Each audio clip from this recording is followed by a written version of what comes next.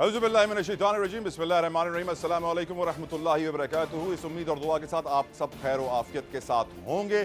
इस बिजली के महंगे बिलों के बावजूद यकीनन मुश्किल हो गया है इस वक्त लोगों के लिए सर्वाइव करना, लेकिन ख़वातीन व हज़रात सियासत का अहवाल आपको सबसे पहले बताएंगे। और आजकल सियासी बातें अदालतों से ही आ रही हैं। इस्लामाबाद हाई कोर्ट ने तोशाखाना केस में गिरफ्तारी के बाद अटक जेल में कैद चेयरमैन PTI की सजा के खिलाफ दायर दरखास्त पर फैसला महफूज कर लिया है, जिसे कल सुबह 11 बजे सुनाया जाएगा। आज साबिक वजीर आजम की दरखास्त पर chief justice Islamabad high court justice Aamir Farooq और जस्टिस तारिक महमूद जहांगीरी पर मुश्तमिल 2 रुकनी बेंच ने अहम तरीन समाअत की, जबकि चेयरमैन PTI की जानिब से वकील सरदार लतीफ खोसा और इलेक्शन कमीशन पाकिस्तान की जानिब से अमजद परवेज अदालत में पेश हुए।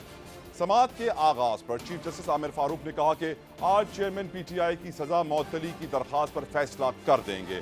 अमजद परवेज ने सजा मअतली की दरखास्त पर दलाइल शुरू करते हुए साबिक वजीर आज़म की सजा मअतली की मुखालिफत की और मुख्तलिफ कवानीन और अदालती फैसलों के हवाले दिए, लेकिन इलेक्शन कमीशन के वकील ने राहुल गांधी केस का हवाला देते हुए कहा कि राहुल गांधी को 2 साल सजा हुई थी।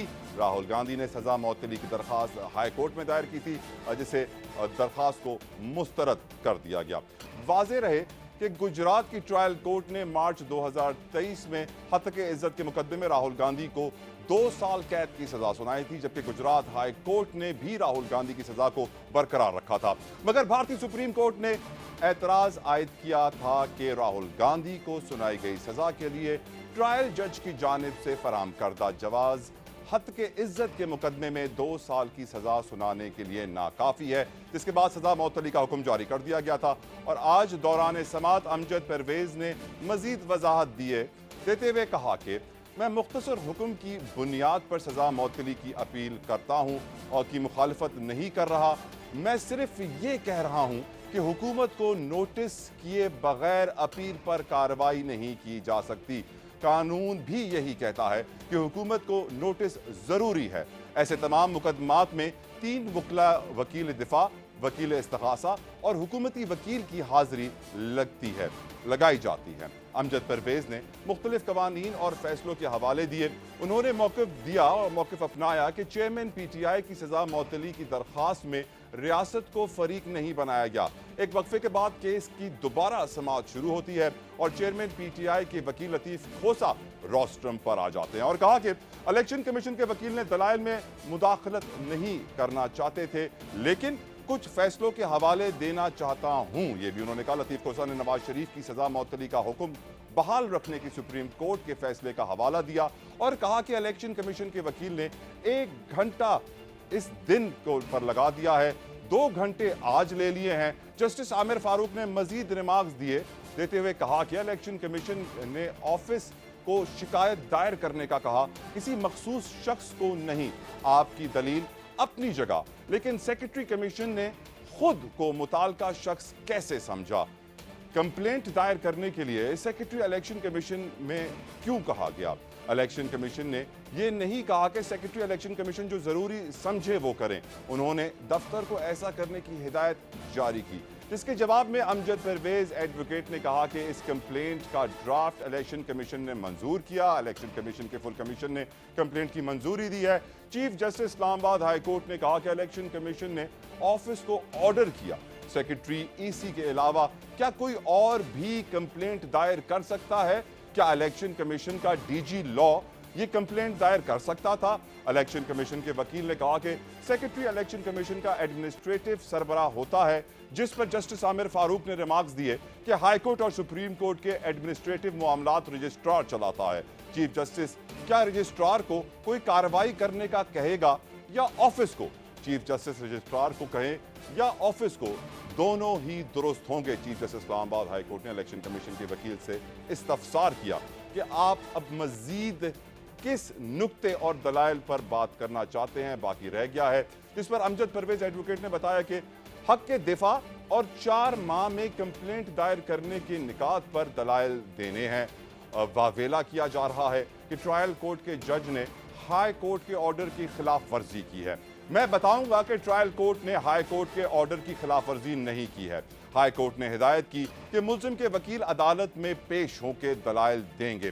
वकील election commission Amjad Parvez advocate ने कहा कि मैंने अदालती नजरें आपके सामने रख दी हैं, अदालत देख ले।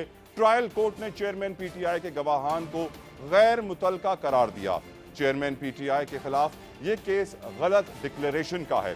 चीफ जस्टिस आमिर फारूक और जस्टिस तारिक मसूद जहांगीरी ने चेयरमैन पीटीआई की सजा मौतली की दरखास्त पर महफूज कर लिया है ये फैसला। अब देखना यह है कि कल अदालत फैसला किसके हक में देगी, चेयरमैन पीटीआई के हक में या इलेक्शन कमीशन ऑफ पाकिस्तान के हक में। लेकिन सबसे पहले प्रोग्राम में हम जिक्र करेंगे अदालती कार्रवाई का, फिर आगे चलकर हम बिजली को और शेख रुनोशी कीमतों को भी तफसीलन डिस्कस करेंगे कि आखिर ये ऊंट किस करवट बैठेगा और अवाम को कब रिलीफ मिलेगी। सबसे पहले गुफ्तगू करेंगे अदालती मामले पर। हमें ज्वाइन कर रहे हैं मारूफ कानूनदान, साबिक वजीर, किसी तारुफ के मोहताज नहीं है, इरफान कादिर साहब। बहुत बहुत शुक्रिया इरफान कादिर साहब। पहला सवाल आपसे पूछना चाहूंगा सर, आप कैसे देखते हैं इस तोशाखाना केस को और क्या एक्सपेक्ट कर रहे हैं कल?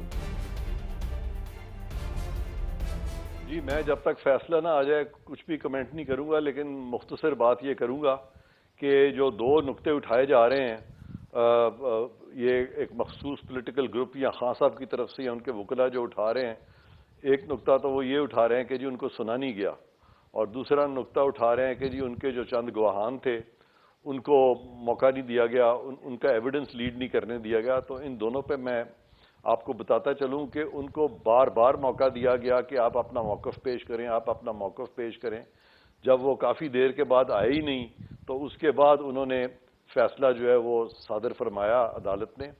और दूसरी बात, ये जो 4 विटनेसेस की बात कर रहे हैं कि जी उनको नहीं एविडेंस लीड नहीं करने दिया गया, तो ये अदालत का इस्तेकाक होता है कि कौन सा एविडेंस जो है वो आया, वो जो जिन गवाहान को पेश करना चाहते हैं उनकी कोई रेलेवेंस भी है या नहीं है।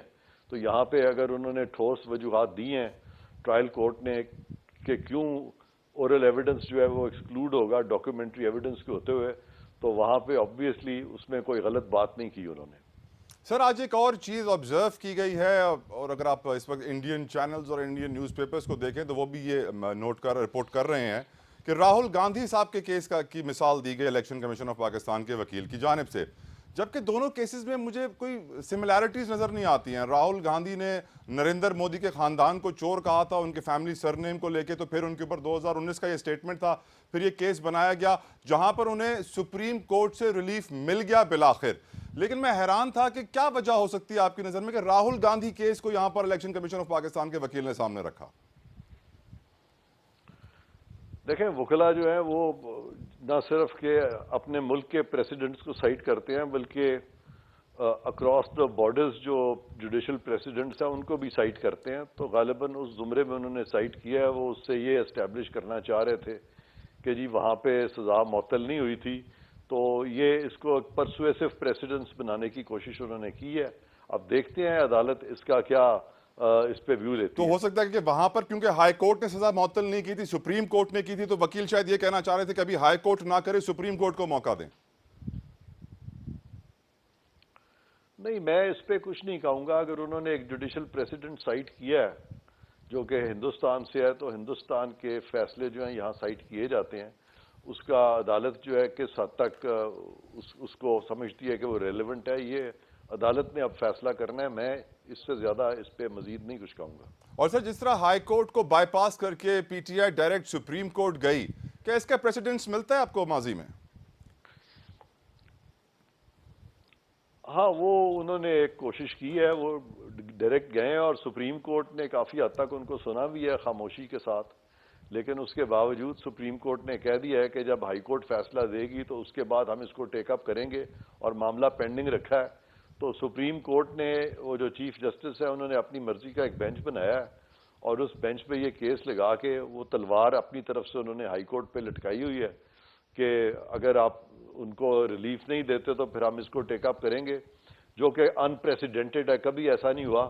और सुप्रीम कोर्ट के चीफ जस्टिस ने जो अपनी मर्जी के बेंचेस बनाए हैं उस पर तनकीद जो है उनके ब्रदर जजेस ने भी की है, और उन्होंने यहाँ तक कह दिया उनके बारे में कि ये वन मैन शो है, और ये पिक एंड चूज जो हो रहा है in the formation of benches, जजेस का जो पिक एंड चूज है, इस पे भी तनकीद जो है वो سپریم کورٹ کے بردر ججز نے چیف جسٹس پہ کی ہے۔ عرفان صاحب، اگر قانون سب کے لیے برابر ہے تو اور بھی بہت سارے ماضی کے ایسے سیاستدان ہیں جنہوں نے توشہ خانہ سے گفٹس لیے اور کچھ غلط ڈکلیریشنز بھی کی، تو کیا ان کے خلاف بھی کارروائی ہوگی اب، یا پھر وہ ماضی کا پاسٹ کا حصہ ہے، اس کو بھول جائیں ہم؟ دیکھیں، جہاں تک ایسی ڈکلیریشن ہے جہاں پہ کہ کنسیلمنٹ آتی ہے یا جہاں پہ کوئی ایسٹ جو ہے وہ ڈکلیئر نہیں کیا، تو اس کی جو ریسنٹ مثالیں ہیں وہ تو بڑی ریسنٹ ہیں۔ پناما کیس میں اوور اسٹریچ کر کے میاں نواز شریف کے بارے میں کہہ دیا گیا کہ وہ جو ان بیٹے سے انہوں نے تنخواہ نہیں لی وہ بھی ان کا ایسٹ ہے، جو کہ میں سمجھتا ہوں کہ بالکل غلط ریزننگ تھی۔ بہرکیف سپریم کورٹ نے دی، اور جب ایسا معیار سیٹ ہوتا ہے، اور پناما کیس کا جو ٹائٹل تھا وہ تھا عمران نیازی بنام نواز شریف، تو اگر وہاں پہ ایک معمولی سے ایسٹ کے اوپر، جو کہ ایسٹ بھی نہیں تھا، اگر اتنا اسٹرانگ ٹیسٹ لے کرنے کی کوشش کی ہے سپریم کورٹ نے کہ ان کو نااہل کر دیا ہے، تو خان صاحب جو ہیں پھر وہ کس طرح سے بچ سکتے ہیں ان جوڈیشل پریسیڈنٹس کے ہوتے ہوئے، کیونکہ یہاں پہ توشہ خانہ میں تو بہت بڑے بڑے یہ اماؤنٹس ہیں جو کہ انہوں نے ڈسکلوز نہیں کیے تھے الیکشن کمیشن کو۔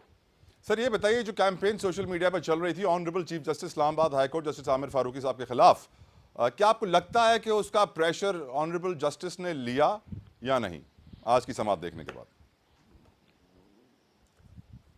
میرا نہیں خیال کہ وہ اس کا پریشر لیں گے، لیکن جو بھی فیصلہ دیں گے تو جب وہ فیصلہ دیں گے تو اس پہ ضرور کہا جائے گا، ایک طرف سے کہا جائے گا کہ جی یہ جو ان کا فیصلہ ہے یہ انڈر پریشر ہے، اور دوسری طرف سے بھی اسی طرح کی بات کی جائے گی۔ تو پریشر میں نہیں سمجھتا کہ وہ لیں گے، لیکن اب چونکہ دو دھڑے ہیں، پولیٹیکل ڈیوائیڈ ہے پاکستان میں، ٹھیک، تو جو بھی فیصلہ دیں گے، دوسری پارٹی جو سمجھتی ہے کہ ان فیصلہ جو ہے ان کے مطابق، ان کی مرضی کے مطابق نہیں آیا، وہ ان کو ضرور کرٹیسائز کریں گے۔ سر فیصلہ کیا کیا سکتا ہے ایز اے لیگل ایکسپرٹ؟ اگر آپ مجھے سمجھا دیں تو اچھا ہے، لوگوں کی سمجھ میں بھی آ جائے کہ کون کون سے دو آپشنز ہیں جو آ سکتے ہیں آپ کی نظر میں؟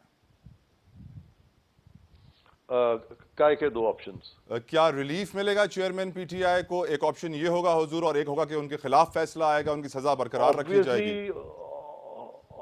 obviously یہی ہے نا کہ وہ ایٹ دا موسٹ وہ یا اس کو سسپینڈ کریں گے یا اس کو سسپینڈ نہیں کریں گے، پروز اینڈ کونس دیکھیں گے، اور اس کے بعد یہ فیصلہ ہوگا۔ لیکن وہاں پہ ان کے سامنے ایسے جوڈیشل پریسیڈنٹس بھی رکھے گئے ہیں جہاں پہ کہ اتنی سزا جو ہے وہ انہوں نے اکراس دا بارڈرز ہمارے ہندوستان نیبرنگ کنٹری میں انہوں نے سزا معطل نہیں کی تھی۔ اب یہ عدالت کی ثواب دید ہے کہ وہ اس کو معطل کرتے ہیں کہ نہیں کرتے۔ اس سے زیادہ میں اب اس پہ کیا تبصرہ کر سکتا ہوں۔ اور لیٹ سے اف، کیونکہ راہل گاندھی کی ایگزامپل جو ہے الیکشن کمیشن آف پاکستان کے وکیل نے دی ہے ان کے کیس کی عدالت میں، تو راہل گاندھی کو بھی سپریم کورٹ میں ریلیف ملا تھا، اور اگر کل اسلام آباد ہائی کورٹ سے relief chairman P T I کو نہیں ملتا ہے تو پھر سپریم کورٹ میں اپیل کریں گے، تو سپریم کورٹ میں آپ ریلیف ملتے ہوئے دیکھ رہے ہیں؟